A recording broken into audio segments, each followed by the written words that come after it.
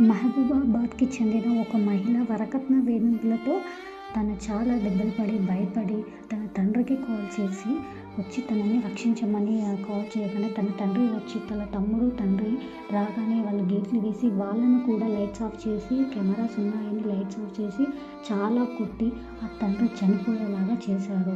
ఏం జరిగిందంటే ఆమెకు ఆల్రెడీ వరకట్న వేధింపుల సమస్య ఉండి కేస్ ఫైల్ అయింది. మళ్ళీ పెద్ద మనుషులతో సర్దుబాటు అయ్యి మళ్ళీ తీసుకెళ్లారు. 3 నెలలు అయింది లేదు మళ్ళీ గొడవ స్టార్ట్ చేశారు.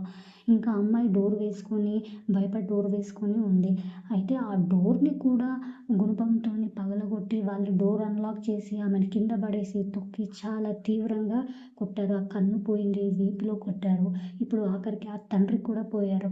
కట్నం కోసం మనుషులు ఎంత దిగజారిపోయారు. ఇప్పుడు కేస్ ఫైల్ అయ్యి వాళ్ళు పోలీస్ స్టేషన్‌లో ఉన్నారు. ఈ అమ్మాయి మాత్రం తీవ్రంగా గాయాల పాలైంది.